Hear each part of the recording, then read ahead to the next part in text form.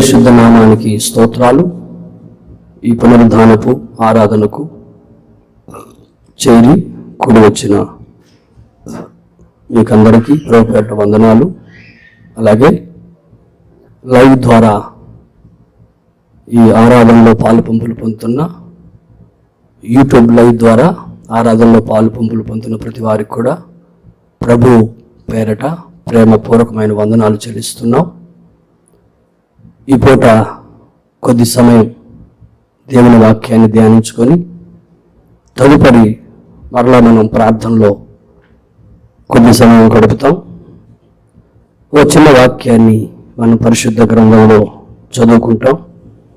దైవజనుడు పౌలు గారు తిమోతి సంఘానికి రాసిన పౌలు గారు తిమోతికి రాసిన మొదటి పత్రిక 6వ అధ్యాయము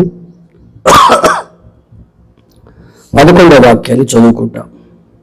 దైవజనుడా, నీవైతే వీటిని విసర్జించి నీతిని, భక్తిని, విశ్వాసమును, ప్రేమను, ఓర్పును, సాత్వికమును సంపాదించుకొనుటకు ప్రయాసపడుము. ఇక్కడ మనం గమనిస్తే దైవజనుడు పౌలు గారు తిమోతికి రాశాడు. తిమోతి ఒక ఆత్మీయమైన దైవ సేవకుడు. ఆ ఆత్మీయ దైవ సేవకుడు సేవలో తనతో సహకారంగా ఉన్న దైవ సేవకుడైన తిమోతికి దైవజనుడు పౌలు గారు రాసినటువంటి మాటలు ఏంటంటే, దైవజనుడా, నీవైతే వీటిని విసర్జించి నీతిని, భక్తిని, విశ్వాసమును, ప్రేమను, ఓర్పును, సాత్వికమును సంపాదించుకున్నటకు ప్రయాసపడుము అని ఇక్కడ ఒక మాట రాస్తున్నారు. సంపాదించుకున్నటకు ప్రయాసపడుము. ఈ పూట నేను సంపాదించుకోవాలి అనే ఒక మాట కొద్దిసేపు మీతో పంచుకుంటాను. మనుషులు ఏం సంపాదించుకుంటున్నారు, అసలు సంపాదించుకోవలసింది ఏమిటి, సంపాదించుకోవలసిన దాన్ని మనం సంపాదించుకోగలుగుతున్నామా అనే సంగతి మనం కొద్దిగా దేవుని వాక్య మూలంగా కొన్ని విషయాలు మనం నేర్చుకుంటాం. మానవుడు డబ్బు సంపాదించాలని ప్రయాసపడుతూ ఉంటాడు, కానీ డబ్బు అవసరమే. ఈ వాక్యంలోనే ముందు వాక్యంలో గమనిస్తే 10వ వాక్యంలో ఉంటుంది, ఎందుకనగా ధనాపేక్ష సమస్తమైన కీడులకు మూలము అని రాశారు పౌలు గారు. అంటే మానవుడు సంపాదించుకోవాలి, ఏదో సంపాదించుకోవాలి, కానీ ఏది సంపాదించుకోవాలో తెలియకుండా మరేదో సంపాదించుకుంటున్నాడు. గనుక సంపాదించుకోవలసింది ఏదో ఎరగక వేరే ఏదో సంపాదించుకొని జీవితాలను, ఆరోగ్యాలను నష్టపరుచుకున్న వారు లేకపోలేదు. బైబిల్లో మనం గమనిస్తే గెహాజీ అని ఒక ఆయన పరిగెత్తాడు, రథం వెంట పరిగెత్తాడు. పరిగెత్తి ఆయాసపడుతూ చెప్తున్నాడు ఏమనంటే, ఇదిగో ఇప్పుడే మా అయ్యగారి దగ్గరికి, దైవజనుల దగ్గరికి 2 మార్గ ప్రయాణంలో వెళ్ళే శిష్యులు 2 వచ్చారు. వారికి వస్త్రాలు కావాలి, వారికి వెండి బంగారాలు కావాలి, మీరు ఇస్తారా అని వెళ్ళిపోతున్నటువంటి నయమాను వెంట పరిగెత్తాడు గెహాజీ. చివరికి తను వస్త్రాలు, బంగారము, వెండి తెచ్చుకున్నాడు, గుడారంలో పెట్టుకున్నాడు.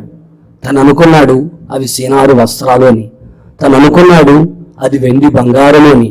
కానీ తుదకు ఆయన సంపాదించింది ఏమిటి అనంటే బైబిల్లో గ్రంథస్థం చేయబడి ఉంటుంది, ఆయన తనకు మాత్రమే కాకుండా తన ఇంటి వారికి కూడా కుష్టు జబ్బు సంపాదించుకున్నాడు అని బైబిల్లో గ్రంథస్థం చేయబడి ఉంది. ప్రియ దైవ జనాంగమ, మరి గెహాజీ కుష్టు వ్యాధి సంపాదించుకునేదానికి కారణం ఏమిటి? వాక్యంలో మనం గమనిస్తే అక్కడ రాసి ఉంటుందండి, రాజుల 2వ గ్రంథం చూడండి ఎవరన్నా, రాజుల 2వ గ్రంథం 5వ అధ్యాయం 26వ వచనం ఏముంది? అంతటా ఎలీషా ఉమ్, వానితో ఉమ్. ఆ మనుషుడు తన రథము దిగి నిన్ను ఎదుర్కొనుటకు తిరిగి వచ్చినప్పుడు ఉమ్. నా మనసు నీతో కూడా రాలేదా?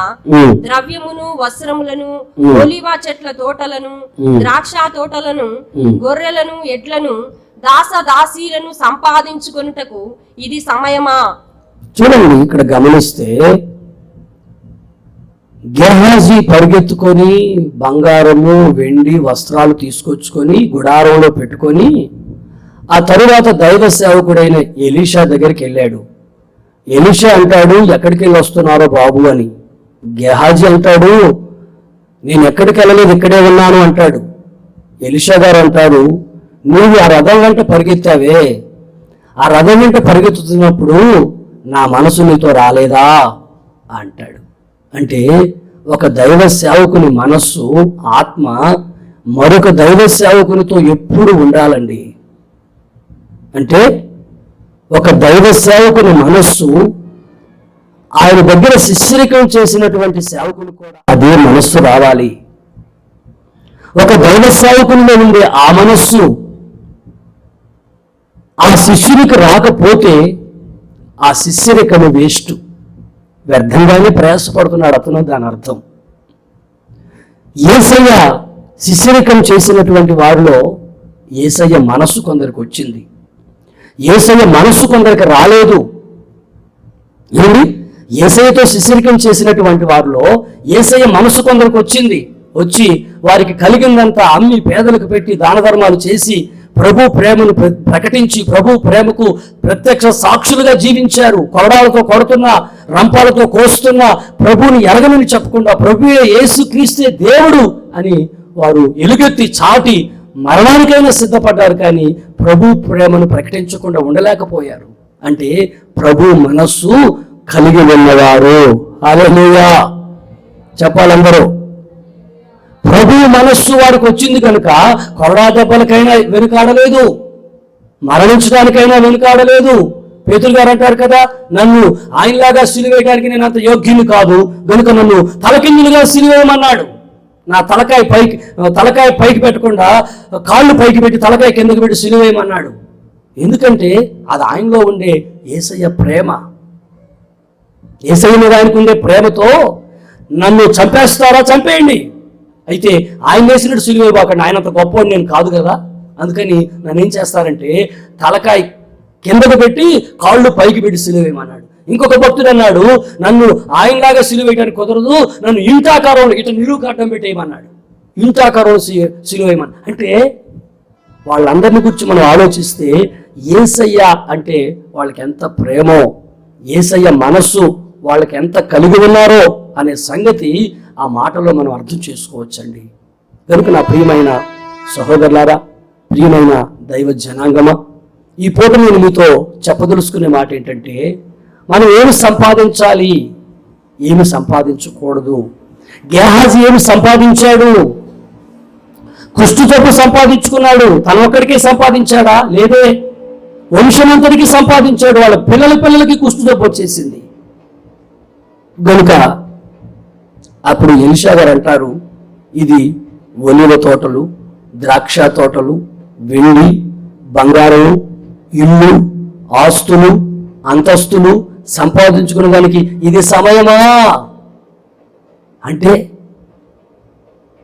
ఎలీషా గారు బ్రతికి మాట్లాడిన ఆ మాట ఇప్పుడుది కాదు, అది కొన్ని వందల సంవత్సరాల క్రితం ఉంది.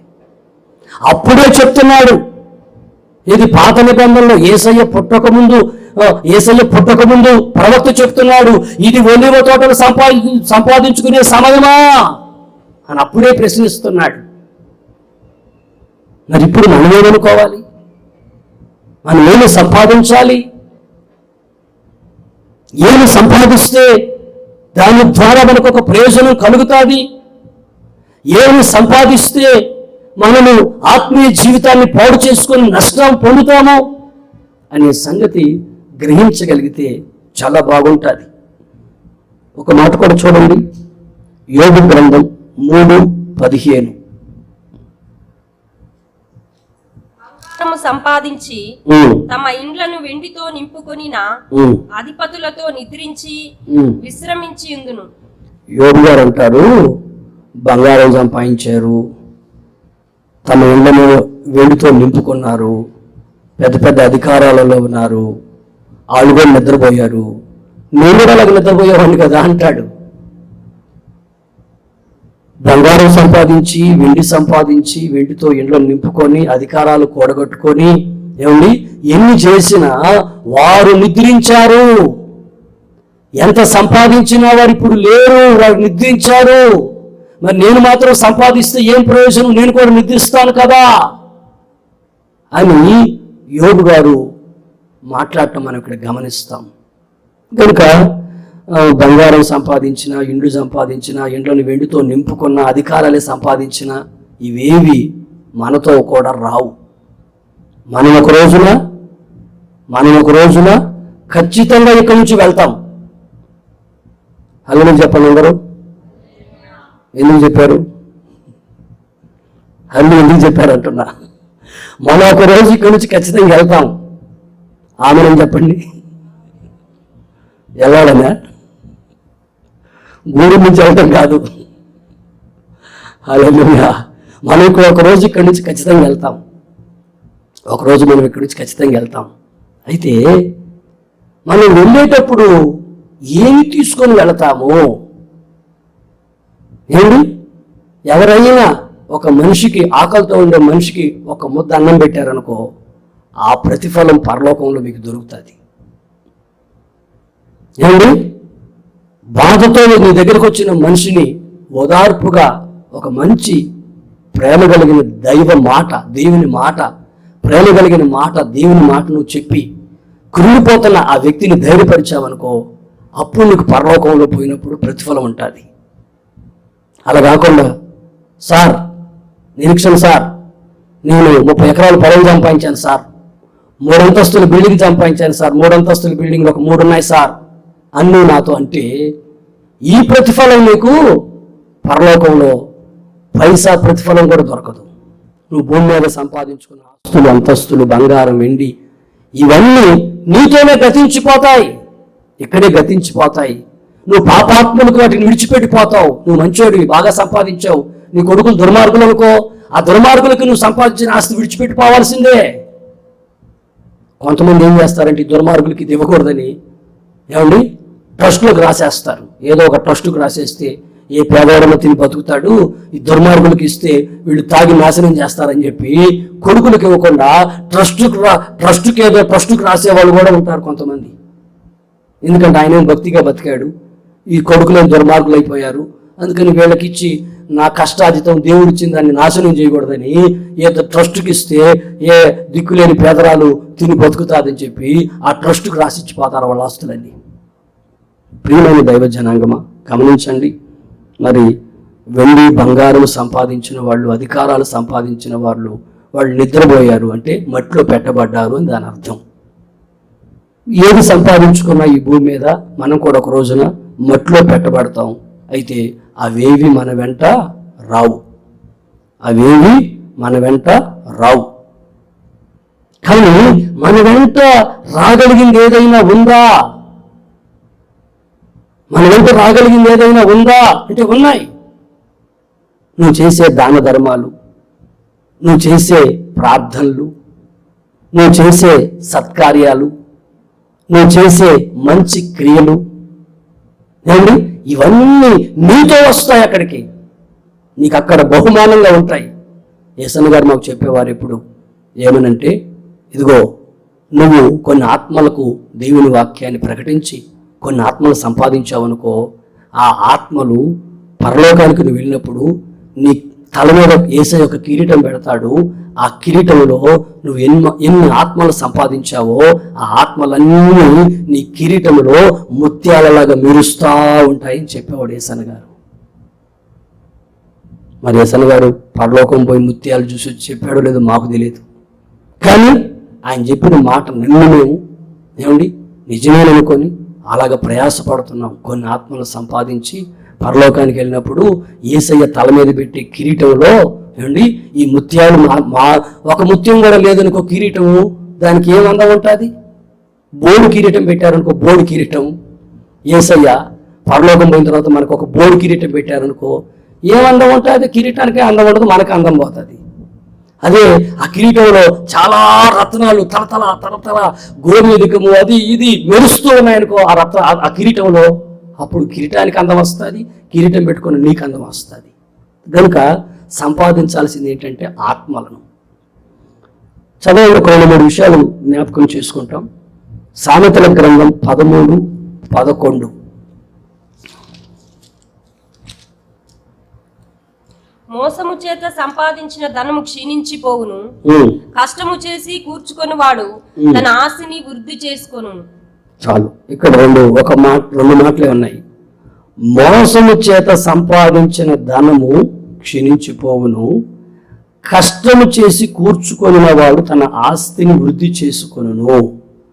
అంటే కష్టపడి డబ్బు సంపాదించుకోవచ్చు. అబ్రహాము ధనవంతుడు, యోబు ధనవంతుడు.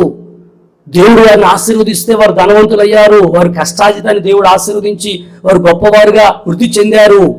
అదే సమయంలో మోసం చేసి సంపాదించిన ధనము క్షీణించిపోతుందట. అంటే డబ్బు ఏమండి ఉన్నట్టే ఉంటుంది, మరలా లేకుండా పోతుంది.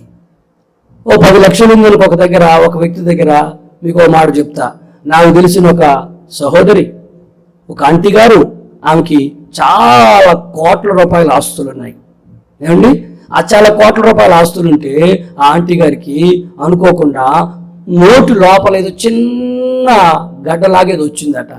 ఆ చిన్న గడ్డలాగా వస్తే వాళ్ళు ఏం చేశారంటే, డబ్బు ఉంది కాబట్టి సింగపూర్కి వెళ్ళిపోయి వైద్యం చేయించుకోవాలని డాక్టర్ దగ్గర చూపిస్తే ఇంచుమించుగా ఆ నోట్లో వచ్చిన చిన్న గడ్డకి 3 కోట్ల రూపాయలు ఖర్చు అయిపోయింది. 3 కోట్లు. అంటే ఇప్పుడు వాళ్ళు సంపాదించింది మోసం చేసిందని ఇప్పుడు అర్థమవుతుంది. ఎందుకంటే చిన్న గడ్డకు 3 కోట్లు కష్టం నాశనం అయిపోయిందంటే ఇది వాళ్ళకి కష్టాజితం కాదు, మోసంతో సంపాదించారు, అందుకే మోసంతోనే పోయింది అని. ఇప్పుడు బైబిల్లో మనం యాకోబన్న ఉన్నాడు. మన యాకోబన్న ఏంటంటే, ఏమండి అబ్బాయి మచ్చలు కలిగిన నీరా అనగానే ఆ కాలువలో ఆ గొర్రెలు నీళ్ళు తాగేటప్పుడు ఏమండి ఆ సేనారు సారు చువలని వాటిని జువి వాటికి తెల్ల కలర్ వచ్చినట్టు చేసి నేలలో పడేస్తాడు. బాగా బలంగా ఉండే మంద సూలు కట్టినప్పుడు అంతా ఈ పని చేస్తాడు. బక్కని సూలు కట్టినప్పుడు మాత్రం ఆ పని చేయడు. అప్పుడు బలమైన మందంతా యాకోబుకి వచ్చింది, బకసిక్కిపోయిన మందలంతా వాళ్ళ మామ లాభానికి పోయాయి. యాకోబు మోసం ద్వారా సంపాదించాడు కానీ పాపం ఏం నిలబెట్టుకున్నాడు?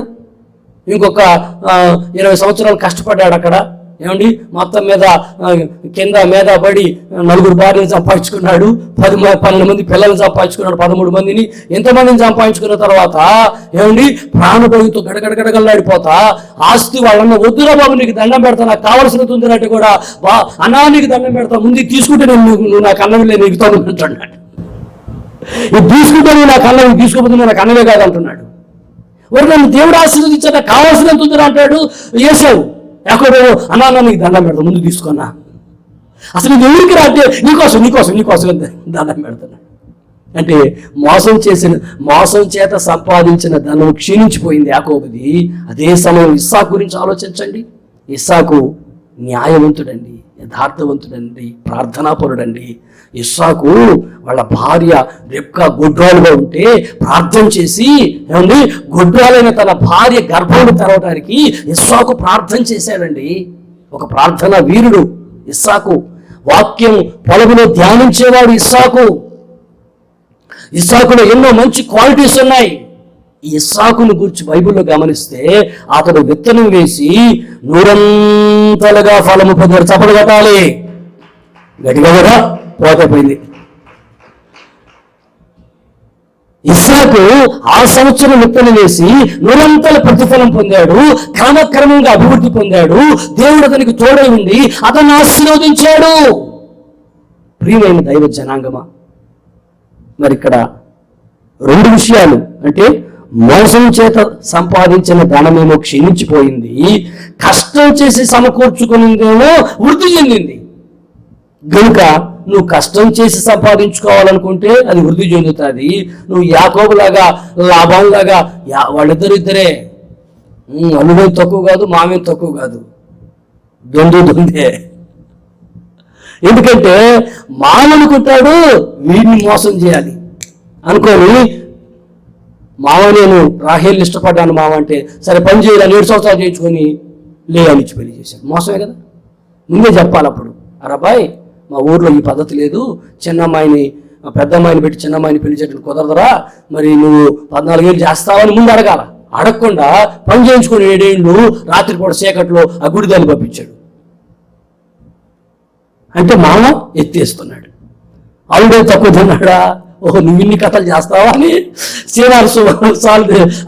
నీళ్ళల్లో ఆ బలమైన మంది సూలు కట్టినప్పుడు ఆ సువలు వేసేవాడు. అవి ఆ గొర్రె అట్లాగే చూసుకుంటా నీళ్ళు తాగాయట. సూలు కట్టిన తర్వాత ఆ మచ్చలు చూసి మచ్చలు కట్టిన పిల్లలు పుట్టాయి. అందుకేగా బైబిల్లో ఉన్న దాన్ని ఫాలో చేసి మనోళ్ళు ఇంట్లో ఏమంటే కొత్తగా పెళ్ళైన వాళ్ళు దుడ్డుగా ఉండే బిడ్డల ఫోటోలు, మగపిల్లలు ఆడపిల్లలు దుడ్డుగా ఎత్తలా ఉండే ఫోటోలు పెట్టుకుంటారు. ఇట్లాంటి కొడుకే పుట్టాలి, ఇట్లాంటి కూతురే పుట్టాలని చెప్పి ఇంత ఉండే పిల్లల్ని పెట్టుకుంటారు ఇంట్లో. ఆ పిల్లల్ని చూసుకుంటా వీళ్ళు ఏమండి ఇంట్లో సంసారం చేస్తారు. అట్లాంటి దుడ్డు పిల్లలే పుడతారు. ఆమేన్. నిజమండి. ఎందుకంటే ఆ రోజుల్లో బైబిల్లో ఉన్న చరిత్ర అది. దేవుడు రాయించాడు ఆ మాటలు, పరిశుద్ధమైన గ్రంథంలో ఆ మాటలు రాయించాడు కనుక అది వాస్తవం. వెనుక నా ప్రియమైన సహోదరులారా, దైవ జనాంగమా, నేను మీతో చెప్పదలుచుకునే మాట ఏంటంటే, మోసం చేస్తే ఆస్తి సంపాదించినా మరలా క్షీణించిపోతుంది. యథార్థంగా సంపాదించుకుంటే, కష్టపడి సంపాదించుకుంటే కొంచెం లేటుగా ఒకవేళ అభివృద్ధి చెందొచ్చు, కానీ అది నిలిచి ఉంటుంది. కనుక నిలిచి ఉండే సంపాదించుకోవాలి.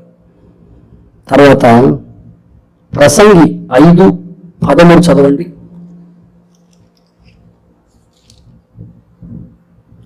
సూర్యుని క్రింద మనసునకు ఆయాసకరమైనది ఒకటి జరుగుట నేను చూచి తిని, అదేదనగా ఆస్తి గలవాడు తన ఆస్తిని దాచిపెట్టుకొని తనకు నాశనము తెప్పించుకొనును. అయితే ఆ ఆస్తి దురదృష్టము వలన నశించిపోవును. అతడు పుత్రులు గలవాడైనను అతని చేతిలో ఏమీ లేకపోవును. వాడు ఏ ప్రకారంగా తల్లి గర్భము నుండి వచ్చెనో ఆ ప్రకారంగానే తాను వచ్చినట్లే దిగంబరిగానే మరలా పోవును. తాను ప్రయాసపడి చేసుకొనిన దానిలో ఏదైనను చేత పట్టుకొని పోడు. అతడు వచ్చిన ప్రకారంగానే మరలా పోవును. గాలికి ప్రయాసపడి సంపాదించిన దాని వలన వానికి లాభమేమి? చాలు. గాలికి ప్రయాసపడి సంపాదించాడట. గాలికి అంటే నిద్ర అనక, వాననక, మంచు అనక, ఎండనక. అండ్ యాకోబు గురించి అదే రాసి ఉంటుంది. నేను రాత్రి మంచుకు దడిచిపోయాను, పగల ఎండకి ఎండిపోయాను మావో అంటాడు. రాత్రి మంచుకు దడిచాను, పగల ఎండకి ఎండాను, క్షీణించిపోయాను, ఇప్పుడు దాకా నీకే సంపాదించాను, నా కోసం ఇప్పుడు సంపాదించుకోవాలంటాడు. అంటే గాలికి ప్రయాసపడి సంపాదించిన దాని వలన వానికి లాభమేమి? యాకోబు 20 సంవత్సరాలు గాలికి, ఎండకు, వానకు ఏమండి ప్రయాసపడ్డాడు. లాభం ఏముంది? మొత్తం అన్నకు పెట్టాడు సగం భయంతో. అందుకని మోసం చేత సంపాదించింది మనకు ఉండదు. సూర్యుని కింద మనస్సునకు ఆయాసకరమైనది ఒకటి జరుగుట్ నేను చూసి తిని, అదే దాని ఆస్తి గలవాడు తమ ఆస్తిని దాచిపెట్టుకొని తనకు నాశనం తెప్పించుకుంటాడట. ఆస్తి ఉండేవాడు తన ఆస్తిని దాచిపెట్టుకుంటాడట, నాశనం తెచ్చుకుంటాడంట. అందుకని ఆస్తి గలవారులారా మీకు దండం పెట్టి చెప్తున్నాను, మీ ఆస్తిని అంతా దాచిపెట్టుకుంటే నాశనం అయిపోతారు, మీకు మీరే నాశనం తెచ్చుకుంటారు. కొడుకో కూతురు రాత్రికి గొంతు పిసికేసి చంపేసి ఆస్తి తీసుకెళ్ళిపోతారు. ఎందుకంటే రోజులు అట్లున్నాయి, దుర్మార్గమైన రోజులు ఇవి, చెడు కాలం ఇది. అందుకని ఆస్తి కలిగిన వారు మీ ఆస్తి మీ దగ్గర పెట్టుకుంటే ఏదో ఒక రోజు మీకు నాశనం వస్తుందని బైబిల్ చెప్తుంది. అందుకని మీ ఆస్తిని ఈ కరోనా వైరస్లో పంచిపెట్టండి అందరికీ. పేదవాళ్ళని చూసి వాళ్ళకంత అన్నం పెట్టండి, పేదవాళ్ళని చూసి వాళ్ళకంత బట్టలు ఇవ్వండి, ఏమండి, అప్పుడు పరలోకంలో మీకు ఆస్తి దొరుకుతుంది. హల్లెలూయా, హల్లెలూయా. ఆస్తి గలవాడు తన ఆస్తిని దాచిపెట్టుకుని తనకు నాశనము తెప్పించుకొనును. అయితే ఆ ఆస్తి దురదృష్టం వలన నశించిపోవును. అతడు పుత్రుడు గలవాడైనను అతని చేతిలో ఏమీ లేకపోవును. నిజమే, ఈ మాట సొలొమోను గారు అనుభవించి రాశాడు, మనకు తెలియదు పాపం. ఆస్తి గలవాడైన అతని చేతిలో ఏమి సిల్లిగా కూడా ఉండదంట. ఒక్కొక్కసారి ఆస్తి గలవాడే కానీ చిల్లిగా ఉండదు. ఎందుకంటే ఇప్పుడు ఉండే సంతతి ఎలా ఉందంటే, ఆస్తి మొత్తం లాగేసుకొని అన్నం పెట్టం పోరా ముసలోడా అంటారు. అర్థమవుతుందా? ఆస్తి మొత్తం లాగేసుకొని అన్నం పెట్టం పోరా, నీకు అన్నం లేదు సున్నం లేదు పోరా ముసలోడా అంటారు. ఇప్పుడు ఆస్తి ఉంటే ఎక్కడో దగ్గర ఏ హోటల్లోనూ ఎక్కడో దగ్గర తినొచ్చు, కానీ ఆస్తి ఏమో కొడుకులు లాగేసుకున్నారు, అన్నం పెట్టం పోరా ముసలోడా అన్నారు. ఎక్కడికి పోవాలి పాపం? అందుకని ఏ రోడ్డు దగ్గర పడి ఉంటే ఏ వాలంటీరో ఎవరో చూసి తీసుకుపోయి అనాథ శరణాలయంలో వృద్ధాశ్రాలు చేరుస్తుంటే ఆడ పెట్టింది తిని ఆడ వైద్యాలు చేస్తుంటే చేయించుకొని, ఏమంటే ఆస్తిమంతులు ఆఖరాకి అలాంటి దిక్కులేని చోట దిక్కులేని జీవితం జీవించి దిక్కులేని మరణాలు మరణిస్తున్న వారు కూడా ఎందరో ఉన్నారు. కనుక వాక్యం ఏంటంటే, పుత్రులు గలవాడైనను అతని చేతిలో ఏమీ లేకపోవును, వాడు ఏ ప్రకారముగా తల్లి గర్భము నుండి వచ్చునో ఆ ప్రకారముగానే తాను వచ్చినట్టుగానే దిగంబరిగానే మరలా పోవును. అంటే తల్లి గర్భం నుంచి దిగంబరిగా వచ్చాడు, మరలా దిగంబరిగా ఈ భూలోకాన్ని విడిచిపెట్టి వెళ్ళిపోతారు. మరి దిగంబరిగా రాశాడు, ఎందుకు రాశాడు నాకు తెలియదు. దిగంబరికి ఎవరిని పంపించరు, ఒక బట్ట వేస్తారు మీద, తెల్ల బట్టో ఏదో ఒకటి వేస్తారు కదా, ఒక వస్త్రం మాత్రం ఉంటుంది, దిగంబరిగా బాడు కానీ ఒక వస్త్రం ఉంటుంది మీద కప్పుతారు, బాక్సులో పెట్టి ముందు ఒక ప్యాంటు చొక్కా వేస్తారు, ఆడవాళ్ళు అయితే చీర జాకెట్ కడతారు, ఏమండి, తర్వాత తెల్ల బట్ట ఇంకోటి పైన కప్పుతారు క్రిస్టియన్స్. మరి మిగతా వాళ్ళ సంగతి మనకు తెలియదు అనుకో. అయితే ఇక్కడ గమనించాల్సిన విషయం ఏంటంటే, వాడు ఏ ప్రకారముగా తల్లి గర్భం నుండి వచ్చానో ఆ ప్రకారముగానే తాను వచ్చినట్టుగానే మరలా వెళ్ళిపోతాడు. అంటే ఇక్కడ ఎంత సంపాదించినా తీసుకొని మాత్రం పోడు. తాను ప్రయాసపడి చేసుకున్న దానిలో ఏదైనా చేత పట్టుకొని పోడు, ఏదైనా చేత పట్టుకొని పోడు. చెప్పమంటారా? ఒకవేళ ఒక ఆయన కొంచెం ఆరోగ్యం బాగలేనప్పుడు, ఏమండి, మెడలో బంగారు దండ ఉందనుకో ఆయనకి, లేకపోతే చేతికి ఉంగరాలు వాచీలు అయ్యి ఉన్నాయనుకో, పుట్టుకుమన్నాడు అనుకో, అర్జెంటుగా ఇది తీసుకుంటారు. ఉంగరాలను తీసేస్తారు, వాచీలను తీసేస్తారు, బంగారు గొలుసులను తీసేస్తారు. ఏమండి, ఒకసారి నేను అక్కడెక్కడో హాస్పిటల్లో ఉంటే నన్ను ప్రార్థన చేయని పంపించారు.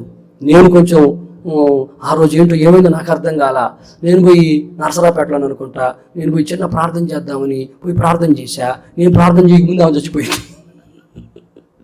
నేను గమనించలా, బతుకున్నప్పుడు నేను ప్రార్థన చేశా, ప్రభువా స్వస్థపరచు నాయనా అని. ఏమండి, ఆ అప్పటికే చచ్చిపోయింది. నేను యేసునామములో అడుగుతున్నాను తండ్రి అని పక్కన నిలబడుకుంటే వాళ్ళు అంటున్నారు, అన్న నువ్వు ఇప్పుడేం ప్రార్థన చేస్తున్నావు, పోయి చాలాసేపు అయింది అన్నారు. అన్న చెప్పొద్దా, చచ్చిపోయిందని తెచ్చిపోయిందని ప్రార్థన చేయించారేంటి అని నేను అనుకున్నా.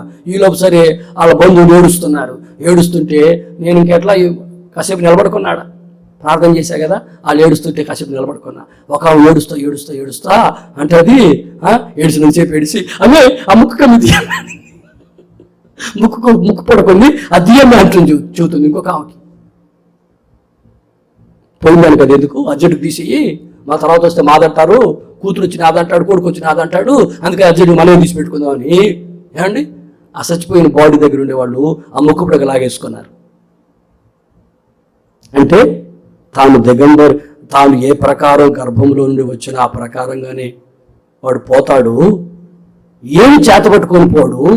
మరి ఎందుకు ప్రయాసపడాలి, ఎందుకు మోసం చేయాలి, ఎందుకు అక్రమంగా సంపాదించాలి, ఏం మూట కట్టుకొని పోవాలనుకొని అక్రమాలు చేసేవాళ్ళు, దొంగతనాలు చేసేవాళ్ళు, మోసం చేసేవాళ్ళు. మీకు ఒక విచిత్రమైన సంభవం చెబుతా.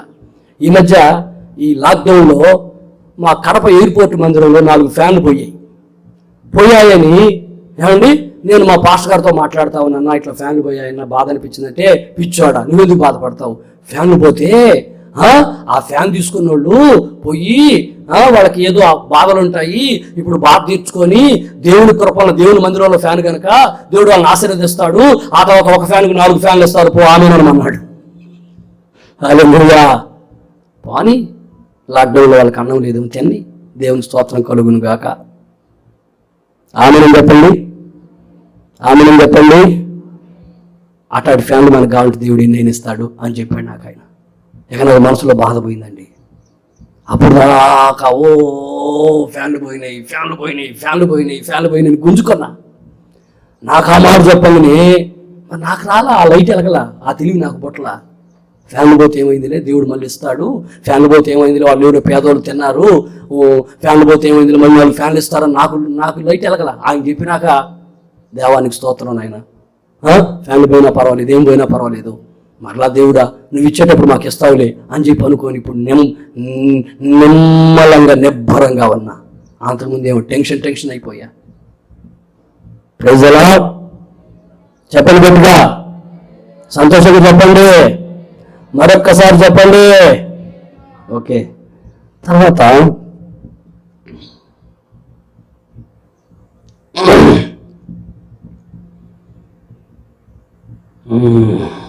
రెండో మాట చదువుకుందాం.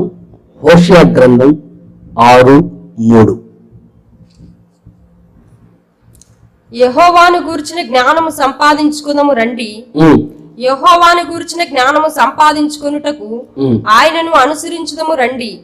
ఉదయము తప్పక వచ్చు రీతిని ఆయన ఉదయించును, వర్షము వలె ఆయన మన యొద్దకు వచ్చును. భూమిని తడుపునట్టి తొలకరి వర్షము కడవరి వర్షము వలె ఆయన మన యొద్దకు వచ్చును. చాలు, ఇక్కడ గమనిస్తే యెహోవాను గూర్చిన జ్ఞానము సంపాదించుకుందాము రండి, యెహోవాను అనుసరించుదము రండి, యెహోవాను గూర్చిన జ్ఞానము సంపాదించుకొనుదము రండి, ఆయన్ను అనుసరించుదము రండి. అంటే ఈ మాటలో మనం గమనిస్తే ఇప్పుడు మనకి దేవుని గురించిన జ్ఞానం కావాలి. ఏమండి, మనిషికి ఇప్పుడు జ్ఞానం ఏం తక్కువ లేదు. అందులో ఈ కాలంలో పుట్టి కలికాలంలో పెట్టి పిల్లల గురించి ఆలోచిస్తే ఇంకా అసలు చెప్పే పనే లేదు. ఏమండి, జ్ఞానం ఎక్కువైపోయింది, మితిమీరిన జ్ఞానం వచ్చేసింది. ఇదేం జ్ఞానం అర్థం కావట్లా. నేను ఎప్పుడు ఆ మధ్య మిర్యాలగూడలో ఉన్నప్పుడు ఒక ఇంటికి విజిటింగ్కి వెళ్ళి, ఒక పల్లెటూరికి, చిన్న బొడ్డోడు 2 సంవత్సరాలు ఉంటాయి వాడికి. వాళ్ళ నాన్న ఎత్తుకొని ఉన్నాడు. నేను వాళ్ళ ఇంటికి పోయా, ప్రైజ్ లార్డ్ బ్రదర్ అని చెప్పి పలకరించా. వాళ్ళ నాన్న వాడిని రే అన్నయ్య ఇచ్చాడు, వందనాలు చెప్పురా అన్నాడు. వాడు కూడా వందనాలు చెప్పాడు నాకు. ఆ తర్వాత వాళ్ళ నాన్న జోబు నుంచి సెల్లు తీసుకొని ఇట్లన్నాడు, పాట పెట్టేశాడు. 2 సంవత్సరాల కుర్రోడు ఇట్లనే పాట పెట్టేశాడు. నేను ఆశ్చర్యపోయి చూస్తున్నా. మళ్ళీ ఇట్లన్నాడు, ఆపాడు. మళ్ళీ ఆశ్చర్యపోయి చూస్తాను, మళ్ళీ ఇట్లన్నా అంటే నేను చూస్తుండగానే పాట పెట్టడం ఆపటం చేసేసాడు 2-3 సార్లు. నాకు తెలియదు అప్పటికి నిజంగానే సెల్లు ఆపరేటింగ్ నాకు తెలియదు. కానీ వాడు 2 సంవత్సరాల వయసులోనే ఆ మితిమీరిన జ్ఞానం వచ్చేసింది. లోకంలో ఇప్పుడు మనుషులందరికీ వచ్చేసింది. మనకు పెద్దగా తెలియదు ఆ సెల్ గురించి. దాంట్లో ఇంటర్నెట్ అంట, ఆ నెట్లో పడిపోతున్నారు ఎంతో మంది. ఏమండి, ఇంటర్నెట్లో పడిపోయి లేవలేకపోతున్నారు. కనుక ఆ జ్ఞానం కాదు కానీ పరిశుద్ధ గ్రంథం అంటుంది, యెహోవాను గూర్చిన జ్ఞానము సంపాదించుకుందాము రండి, ఆయనను అనుసరించుదాము రండి. అంటే దేవుని గూర్చిన జ్ఞానం మనకు కలగాలంటే మనం ఆయన అనుసరించాలి, ఫాలో చేయాలి. మనలో ఒక భక్తుడు అన్నాడు, జీసస్ ఫాలోవర్స్, మేము యేసు అనుచరులము అన్నాడు.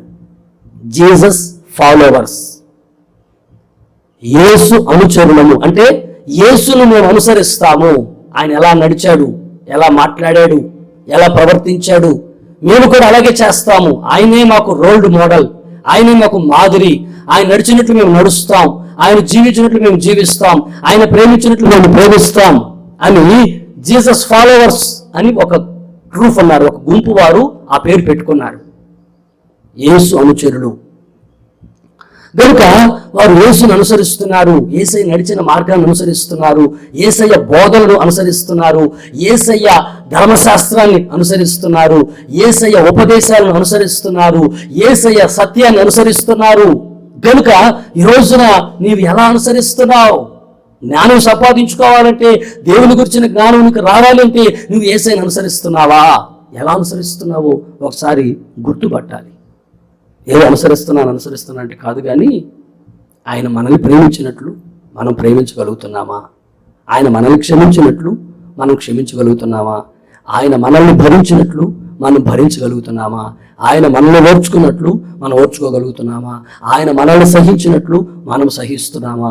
ఆయన దీర్ఘశాంతం చూపెట్టినట్లు మనం దీర్ఘశాంతం చూపెడుతున్నాం. ఇది అనుసరించటం అంటే.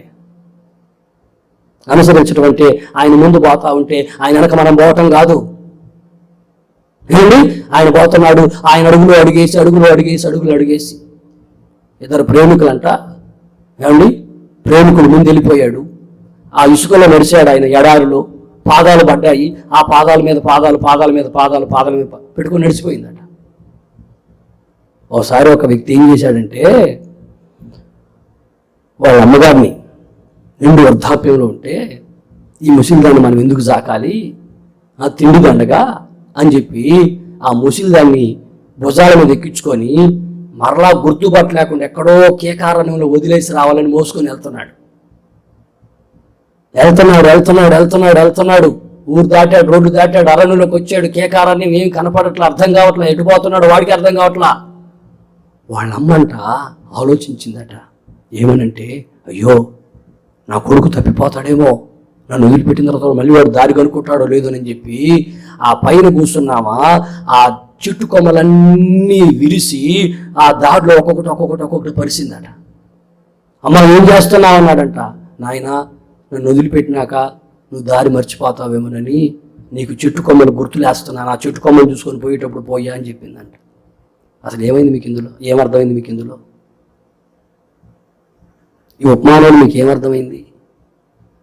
కొడుకేమో కఠినాత్ముడయ్యి తల్లికి అంత అన్నం పెట్టలేకుండా అడవిలో వదిలాలనుకుంటే, తల్లేమో నేనేమైపోయినా పర్వాలేదు, నన్ను ఒకవేళ అడవిలో వదిలేసినా, ఏ సింహాలో ఏ పుల్లో తినేసినా పర్వాలేదు, కానీ నా కొడుకు క్షేమంగా ఇంటికి పోవాలి అని కోరుకుందండి తల్లి.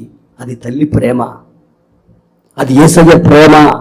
గనుక నా బిడ్డ తప్పిపోతాడేమో, దారి కనుక్కోలేక కష్టం వస్తుందేమో, బాధ వస్తుందేమోనని బిడ్డ కోసం అంత ఆలోచించి దారి పొడుగున చెట్ల కొమ్మలు ఇరిసివేసిందట.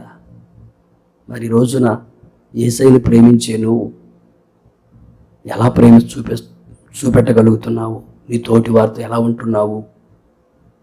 నీ కుటుంబీకులతో ఎలా ఉంటున్నావు? నీ సంఘంతో ఎలా ఉంటున్నావు? నీ సేవకులతో ఎలా ఉంటున్నావు? ఆలోచించాలి ఇవన్నీ.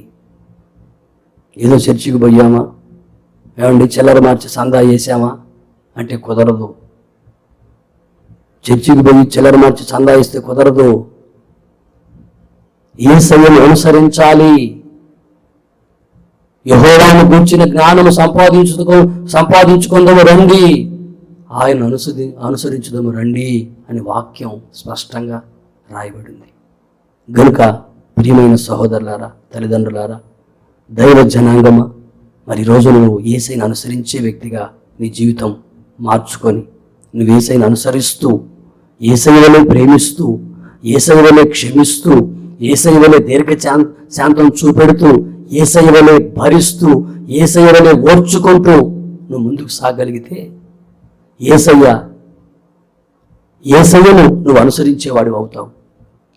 అలా కాకపోతే ఒకవేళ మందిరంలో ఉండొచ్చు, సేవ చేస్తున్నాను అనుకోవచ్చు, లేకపోతే విశ్వాస జీవితం చేయొచ్చు, భక్తి చేయొచ్చు, కానీ నువ్వు యేసయ్యను అనుసరిస్తున్న వ్యక్తివి కానేరవు. యేసయ్యను అనుసరిస్తున్న వ్యక్తికి నువ్వు కాలేవు. యేసయ్యను అనుసరించకపోతే, ఆయన మార్గాల్లో నడవకపోతే, ఆయన చూపిన ప్రేమను చూపెట్టకపోతే, ఆయన ఒక రోజున అంటాడు, నువ్వెవరో నేను ఎరగను పో అంటాడు. అలా కాకుండా నువ్వు ఆయన ప్రేమను చూపెట్టి, ఆయన ప్రేమకు ప్రతిరూపంగా నువ్వు నడుచుకోగలిగితే, బలా నమ్మకమైన మంచి దాసుడా అని ఒకరోజు నీకు పిలిపిస్తాడు. గనుక ఏది కావాలో ఆలోచించుకోవలసిన సమయం ఈ సమయం. ఎందుకో ప్రభు తేటగా నిన్ను ప్రేమించి మాట్లాడుతున్నాడు. ఇంకొక మాట కూడా చూద్దాం ఇక్కడే. ఫిలిప్పి 3:9 చదవండి. ఫిలిప్పి పత్రిక 3:9. క్రీస్తును సంపాదించుకుని ధర్మశాస్త్ర మూలమైన నా నీతిని గాక. చాలే, ఇక్కడ ఉన్న మాట ఏంటంటే క్రీస్తును సంపాదించుకొని పౌలు గారు అంటున్నారు. ఏమంటాడంటే 6వ వాక్యం చదువు.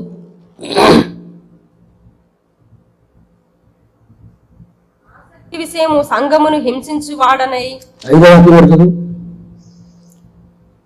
8వ దినమున సున్నతి పొంది తిని ఇజ్రాయేలు వంశపు వాడనై బెన్యామీను గోత్రములో పుట్టి హెబ్రీయుల సంతానమైన హెబ్రీయుడనై ధర్మశాస్త్ర విషయము పరిచయుడనై ఆసక్తి విషయము సంఘమును హింసించువాడనై ధర్మశాస్త్రము వలనని నీతి విషయమును అనిందుడనై ఉంటిని. అయినను ఏవేమి నాకు లాభకరములై ఉండెనో వాటిని క్రీస్తు నిమిత్తము నష్టముగా ఎంచుకొంటిని.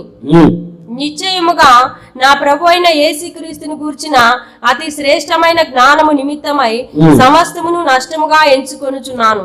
చూడండి, ఇక్కడ అంటాడు పౌలు గారు, ఒకప్పుడు నేను ఎలా ఉన్నాను 8వ దినాన్న సున్నతి పొందా. అది యూదుల యొక్క ఆచారం, ఇశ్రాయేలు యొక్క ఆచారం. నేను దాన్ని చేశా. ఇశ్రాయేలుకు వంశంలో పుట్టా, బెన్యామీను గోత్రంలో పుట్టా, హెబ్రీయుల సంతానముగా పుట్టా. ధర్మశాస్త్ర విషయమై నేను పరిశీలుగా ఉన్నా, ధర్మశాస్త్రాన్ని ధ్యానించేవానిగా ఉన్నా, సంఘాన్ని హింసించే విషయంలో ఆసక్తి కలిగి ఉన్నా. ఇవన్నీ నా డిగ్రీలు, నాకున్న క్వాలిఫికేషన్స్. నేను ఎవరో తెలుసా? నేను అల్లా తప్పవాడిని కాదు, ఇట్లాంటి వాడిని కాదు. నాకెన్నో ఉన్నాయి. నాకు ఆస్తులు ఉన్నాయి, నాకు అంతస్తులు ఉన్నాయి, నాకు బంధువులు ఉన్నారు, నాకు బలగం ఉంది. నేను మీలాంటి కాదు, నాకు చాలా చాలా ఉన్నాయి అని పౌలు గారు ఒకప్పుడు ఇవన్నీ ఉన్నాయి, ఇవన్నీ సంపాదించుకున్నాడు.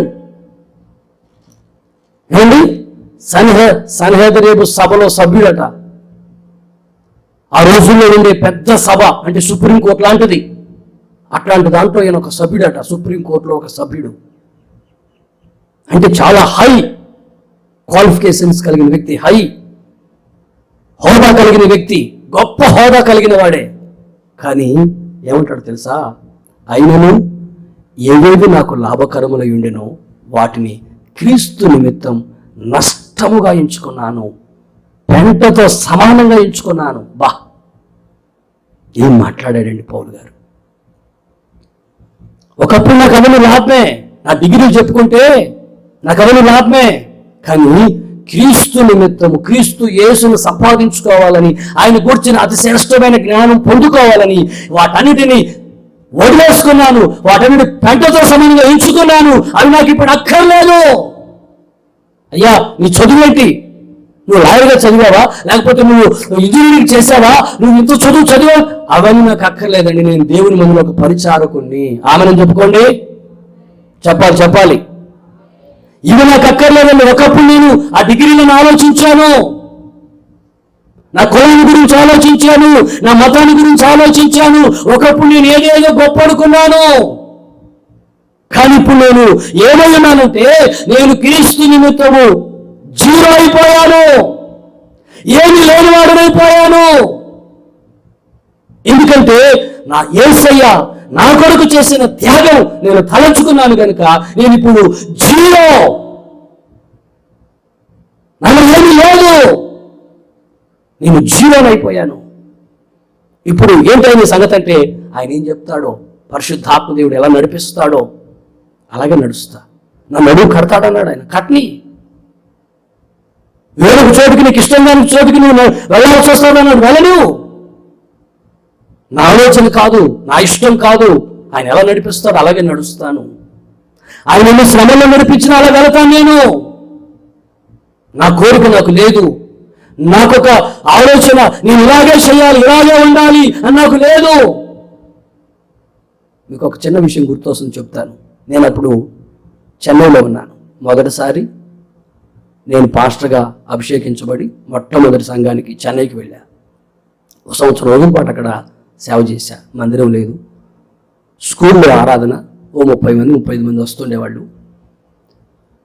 అక్కడి నుంచి సడన్గా ఒకసారి ఏసర్ గారు, నీకు తిరుపతికి ట్రాన్స్ఫర్ వచ్చిందని చెప్పారు. సరేనాను, నేను వస్తున్నాను చెన్నైకి, నేను వచ్చిన తర్వాత నువ్వు వెళ్ళాలి అని అన్న చెప్పారు. అప్పుడు వాళ్ళు అండమాన్ వెళ్తున్నారు, టీం అంతా 20 మంది ఎంతమందో. వాళ్ళందరూ చెన్నైకి వచ్చి, చెన్నైలో ఫ్లైటో ట్రైన్ ఏదో అండమాన్ వెళ్తున్నారు మొత్తం మీద. ఆ టైంలో నేను అక్కడ ఉన్నాను. వాళ్ళు వెళ్ళిన తర్వాత నేను వెళ్ళాలని చెప్పారు. సరే, ఈలోపు నేను ముందు వెళ్ళిపోయా, ఏది చెన్నైకి. నాకు ఒక సహోదరుడు వచ్చి ఒక మాట అన్నాడు. ఏమన్నాడంటే, అన్నా మా అక్క పెళ్ళింది మంగళవారం రోజు, దయచేసి మంగళవారం వరకు ఉండి మంగళవారం మధ్యాహ్నం ఆ పెళ్లిలో కాసేపు ఉండి భోంచేసుకొని పెళ్లి విందులో పాలు పంపులు పొంది తర్వాత వెంటనే నువ్వు బస్సు ట్రైన్ ఎక్కి తిరుపతికి వెళ్ళిపోదు, కానీ దగ్గరే కదా, 3 hours కదా అని ఆ సహోదరుడు, అంటే బాగా సేవలో సహకరించే వ్యక్తి విలియం, ఆ తమ్ముడి పేరు విలియం, నన్ను అడిగాడు. నేను కూడా తమ్ముడు మాట కాదనలేక, ఓకే బ్రదర్ అలాగే మరి ఉంటాలే, అయితే ఏసన్ గారిని ఒక మాట అడిగి ఉంటాలి అన్నా. అప్పుడు ఏసన్ గారు వచ్చారు. రాగానే నేను ఏసన్ గారి దగ్గరికి వెళ్ళి, అన్న విలియం వాళ్ళ అక్కగారిది మ్యారేజ్ అంట, నేను మంగళవారం మ్యారేజ్ చూసుకొని వెళ్తానన్నా అన్న. అన్న ఒకటే మాట అన్నారు. ఏమన్నారంటే, నీ మేఘం తిరుపతికి వెళ్ళిపోయింది, నువ్వు చెన్నైలో ఉంటావో తిరుపతిలో ఉంటావో నీ ఇష్టం. ఒకటే మాట, ఎల్లమల్లా వద్దల్లా, పెళ్లి కొండమల్లా ఉండకూడదు పో అల్లా. నీ మేఘం తిరుపతికి వెళ్ళిపోయింది, నువ్వు ఎక్కడ ఉంటావో నీ ఇష్టం అన్నాడు. 2 చేతులు దండం పెట్టేసాను గారికి, అన్న వెళ్ళిపోతున్నాను అన్నని చెప్పి, ఇక పెళ్లి మనకెందుకు వచ్చిన గొడవ, ఈ పెళ్లి గొడవ అని చెప్పి కాముగా వెళ్ళిపోయానండి. ఆడికి వెళ్ళిపోయి ప్రసంగం ఏంటంటే మేఘం ప్రసంగం. తిరుపతి పోత ఫస్ట్ వారం మేఘమే, ఎందుకంటే ఆయన చెప్పాడు కదా మేఘం వెళ్ళిపోయిందని. గనుక అది నడిపింపు అంటే. ఆయన ఇశ్రాయేలు ప్రజలు నడిపింపు అలాగే ఉండేది. వారు వెళ్తూ ఉండేవాళ్ళు, టెక్కున మేఘం అక్కడ నిలబడిపోయేది. మేఘం నిలబడితే వెంటనే సామాన్లను దించేసి గుడారాలు వేసుకునేవాళ్ళు. ఇక వండుకొని తిని ఇక్కడ స్తోత్రం చెప్పుకుంటా ప్రార్థన చేసుకుని ఉండేవాళ్ళు. మళ్ళా ఎన్ని రోజులకి మేఘం వదులుతాదో ఎవరికి తెలియదు. 1 రోజుల, సంవత్సరం రోజుల, 6 సంవత్సరాల, 1.5 సంవత్సరమా, 2.5 సంవత్సరమా, 1 నెలన్నర, ఎవరికి తెలియదు. మేఘం మరలా ఎప్పుడు కదులుతాదో వెంటనే మరలా తకాపట సర్దేస్తారు. ఈ సబ్జెక్టు ట్రాన్స్ఫర్స్ గురించి మాకు చెప్తుండేవాళ్ళు. ఇట్లుంటుంది ఇశ్రాయేలు ప్రజల ప్రయాణం, సేవకులైన మీరు కూడా ఇలాగే ఉండాలి మీ ప్రయాణం అని చెప్పేవాళ్ళు. అయితే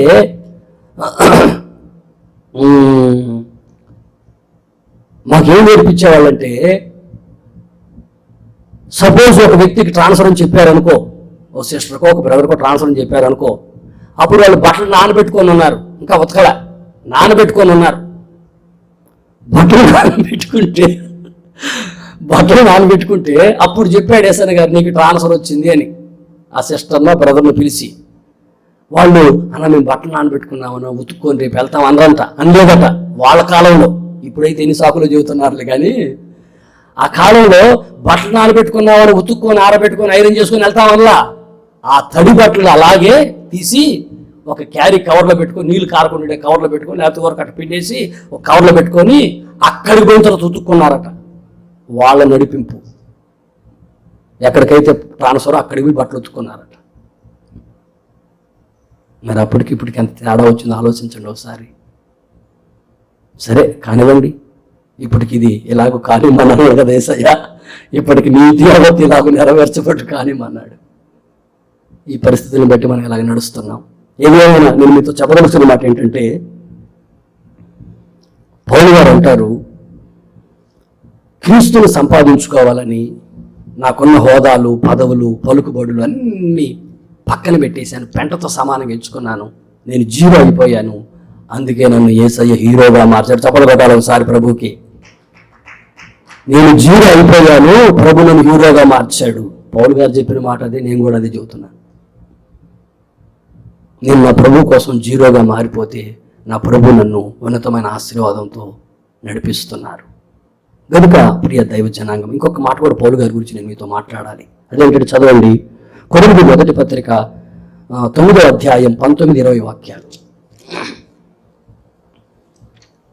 నేను అందరి విషయమై స్వతంత్రుడనై ఉన్నను, ఎక్కువ మందిని సంపాదించుకొనుటకై అందరికి నన్ను నేనే దాసునిగా చేసుకుంటుని. మహిమ నాకు కనపడట్లేదు, జరుపుకోవచ్చు, నిద్రపోతున్నా మేలుకొని అసలు ఆ చివరికరా కనపడితే కదా ఉండే, నలుగురు కనపడపోతే ఎట్లా? ఇంకొంచెం జరుగుమ్మా. ఇక్కడ పౌలు గారు అంటారు, నేను అందరి విషయము స్వతంత్రుడినై ఉన్నను, ఎక్కువ మందిని సంపాదించుకొనుటకై అందరికీ నన్ను నేనే దాసునిగా చేసుకుంటుని, యూదులను సంపాదించుకున్నటకు యూదులకు యూదుని వలె ఉంటిని, ధర్మశాస్త్రమునకు లోబడిన వాళ్ళని సంపాదించుకున్నటకు నేను ధర్మశాస్త్రమునకు లోబడిన వాడును కాకపోయినను ధర్మశాస్త్రముకు లోబడిన వాని వలె ఉంటిని. చూసారా?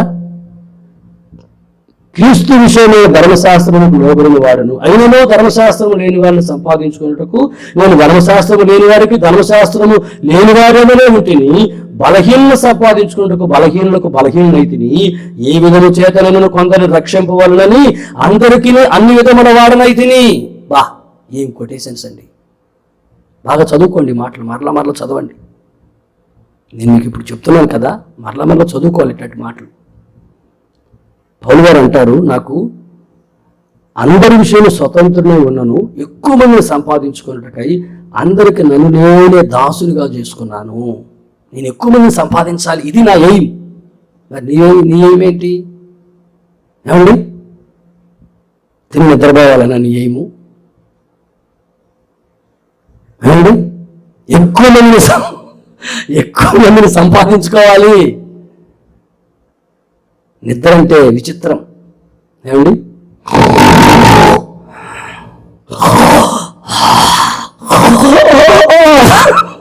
అని మా రూమ్లో ఒక పాస్టర్ గారు ఉన్నాడు. ఆయన నిద్ర పోయాడంటే మేము నిద్ర లేచిపోవాల్సిందే. ఆయన నిద్ర పట్టినట్టు నాకు నిద్ర ఆడబట్టుద్ది అంటాడు. ప్రజలా ఏంటి, ఉన్నారా పోయారా? చెప్పండి, అందరు చెప్పండి గట్టిగా చెప్పండి, సంతోషంగా చెప్పండి. మా నీకెందుకు కోపం వస్తుంది? నిద్రపోయే వాళ్ళ గురించి నేను చెబితే మీరు నిద్రపోతున్నారా ఏంటి? చెప్పండి, హల్లెలూయా, హల్లెలూయా.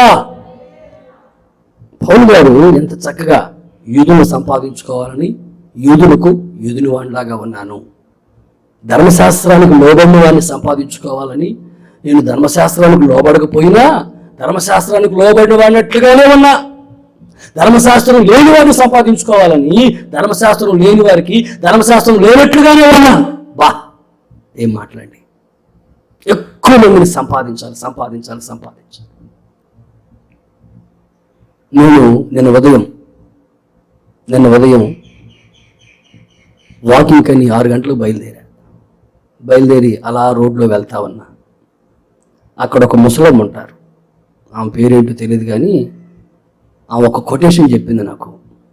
ఏం కొటేషన్ అంటే, ఏసన్న కంటే నేను 6 సంవత్సరాలు పెద్దదాన్ని, ఏసన్న నాకు తమ్ముడు అని చెప్పింది. ప్రైజ్ లార్డ్ తల్లి అన్న. ఏసన్న చనిపోయి 8 సంవత్సరాలు అయింది, నువ్వు 6 సంవత్సరాలు పెద్దదానివి. 8 6 14 అంటే ఏసన్నకు 66 అయితే నీకు ఒక 14, 66 14 80 సంవత్సరాల వయసు వచ్చింది. ప్రార్థన చేయించుకొని నన్ను ఒక మాట అడిగింది, బాబు శుక్రవారం నేను పుట్టాను, శుక్రవారమే పెళ్లి చేసుకున్నాను, శుక్రవారమే చచ్చిపోవాలి, ప్రార్థన చేయమని. ఆమాసం ఎంత బాగుందో!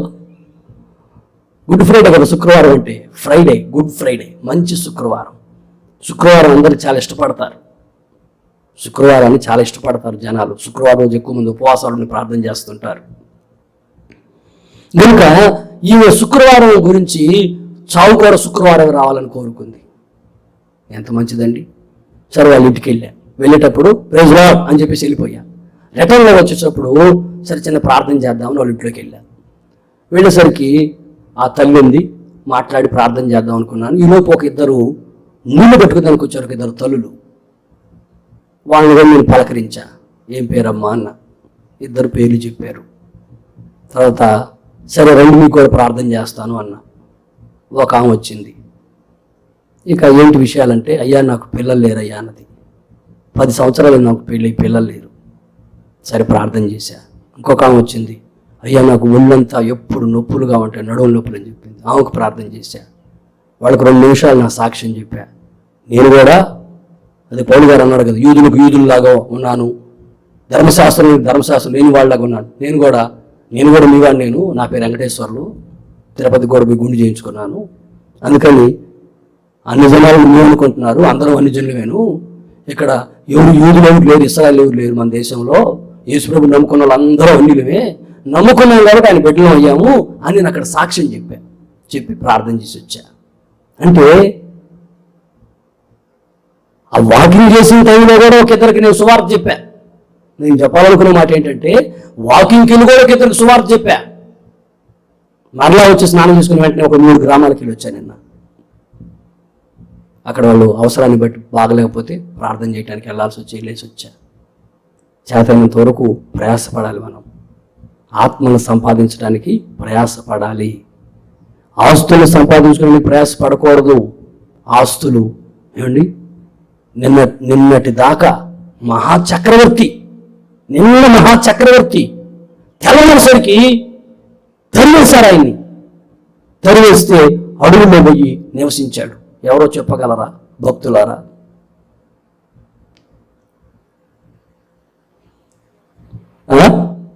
నెబుకద్నెజరు నిన్నటి వరకు మహాచక్రవర్తి, తెల్లవారి ఏమైందో తెలియదు, రాజ్య భ్రష్టులైపోయి ఆయన తరివేశారు. అడవిలో పోయి గడ్డి మేస్తున్నాడు పశువులాగా.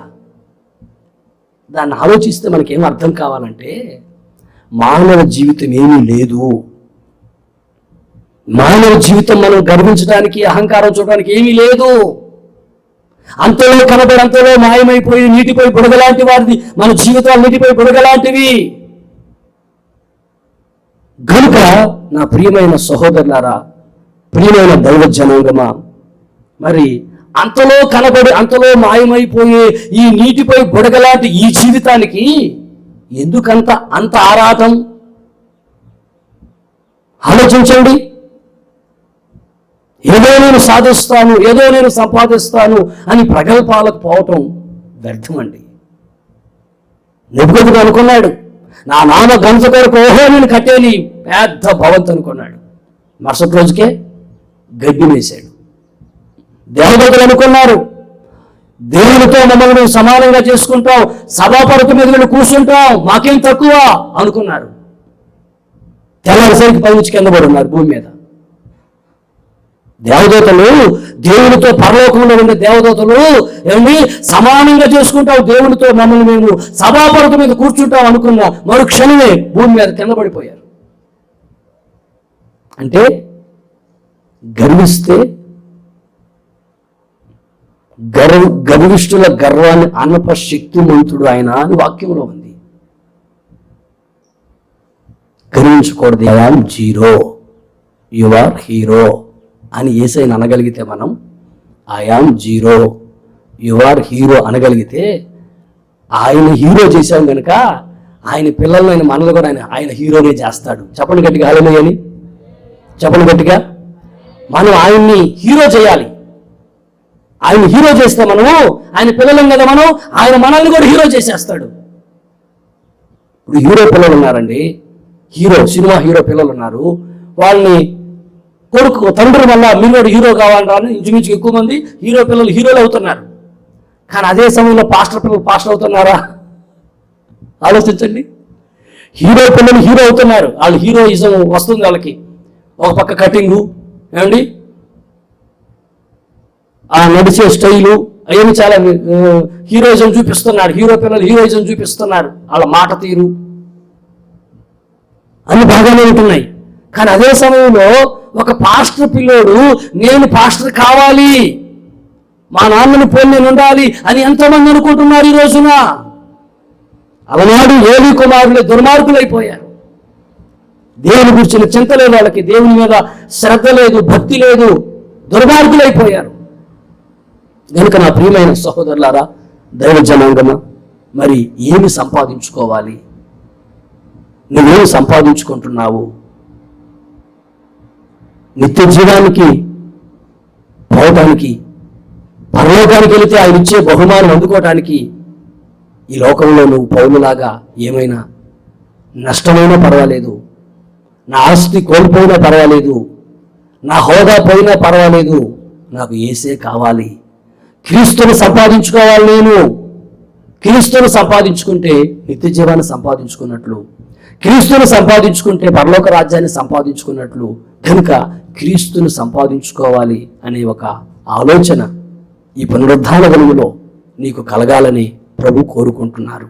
ఇప్పటి వరకు దేన్ని సంపాదించుకున్నావో నాకు తెలియదు, కానీ ఇది మొదలుకొనైనా నీవు లోకాన్ని కాక, వెండి బంగారాలు కాక, ఆస్తులు అంతస్తులు కాక, ఆస్తి అంతస్తులు అనుకున్న వారు కుష్ఠువాదిగా మారిపోయినట్లు బైబిల్లో మనం చదువుకున్నాం గేహాజీ గురించి. కనుక ఈ సంపాదన వైపు మనం పరిగెత్తకుండా యేసుక్రీస్తుని సంపాదించుకొని, ఆయన ఇచ్చే నిత్య జీవాన్ని సంపాదించుకొని, ఆయన ఇచ్చే మోక్ష రాజ్యాన్ని సంపాదించుకొని, ఆయన ఇచ్చే గొప్ప బహుమానాన్ని సంపాదించుకొని, ఆ ప్రకారంగా మనం అడుగులు వేయాలని ప్రభు కోరుకొని, ఇదిగో ఈ పునరుద్ధాన దినములో మనతో స్పష్టంగా ఆయన మాట్లాడుతూ వచ్చారు. ఇంకా నేను కొన్ని మాటలు కూడా చెప్పాలనుకున్నాను, కానీ ఈ పూటకి చాలు. పార్ట్ 1 ఇది, పార్ట్ 2 మరింకొకసారి మనం ధ్యానించుకుంటాం. గనుక తలల వంచి కళ్ళు మూసుకున్నట్లయితే ప్రార్థన చేసుకుంటాం. దయచేసి అందరూ కూడి ఉన్న ప్రతి ఒక్కరూ తలల వంచి కళ్ళు మూసుకోనండి.